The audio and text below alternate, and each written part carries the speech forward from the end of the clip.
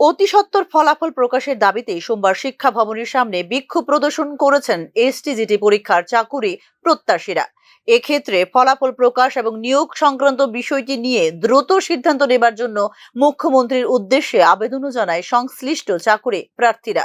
2022 সালে অনুষ্ঠিত হয়েছিল এসটিজিটি পরীক্ষা, কিন্তু এখনো পর্যন্ত ফলাফলই প্রকাশ করছে না টিআরবিটি বলে জানিয়েছেন সংশ্লিষ্ট পরীক্ষার্থীরা।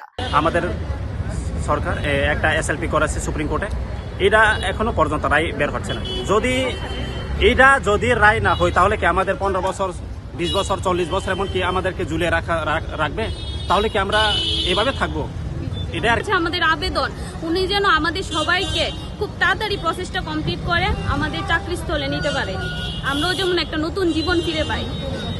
শুধু আশ্বাসই পাচ্ছি, আমরা তো সঠিক রাস্তা খুঁজে পাচ্ছি না। মাননীয় মন্ত্রীগণদের সঙ্গে আমাদের অনেক জায়গায় গিয়ে আমরা দেখা করেছি, কিন্তু ওনারা আশ্বাস দিয়েছে যে হবে, কিন্তু কবে নাগাদ হবে সেটা তো আমরা বুঝতে পারছি না।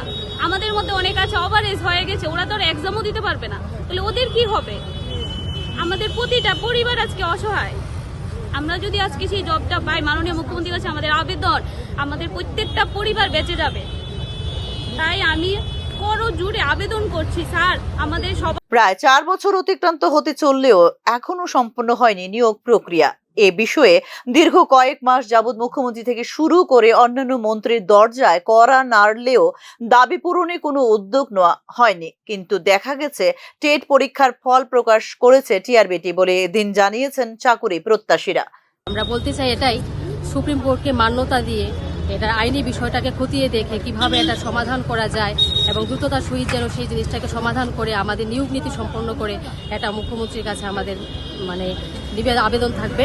উনি যেন আমাদের বিষয়টা দেখেন এবং আমাদের প্রসেসটাকে তাড়াতাড়ি কমপ্লিট করেন এবং উনি হয়তোবা এরকমই একটা সিদ্ধান্ত নেবেন আমাদের এসটিজিটি 2022-এর জন্য, যারা আমরা কোয়ালিফাই করেছি তারা সবার জন্য।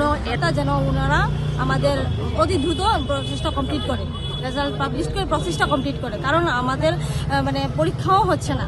আমরা পরবর্তী যে যারা আছে তারা পরীক্ষা তো বসতে পারছে না এই প্রসেসটার জন্য। এটাই আমাদের মুখ্যমন্ত্রী তথা শিক্ষামন্ত্রীর কাছে একটাই বার্তা, যেন উনি আমাদের মানবিক দৃষ্টিভঙ্গিতে দেখে এবং আমাদের প্রসেসটা কমপ্লিট করে। 2022 সালের 11 সেপ্টেম্বর অনুষ্ঠিত হয়েছিল এসটিজিটি পরীক্ষা। 232টি আসনের জন্য মোট 30টি কেন্দ্রে গ্রহণ করা হয়েছিল এই পরীক্ষা। এই পরীক্ষায় অংশগ্রহণ করেছিলেন 10,995 জন চাকুরি প্রত্যাশী।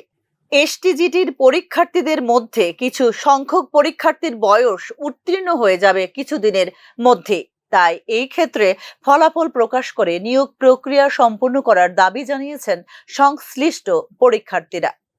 ব্যুরো রিপোর্ট, নিউজ নাও।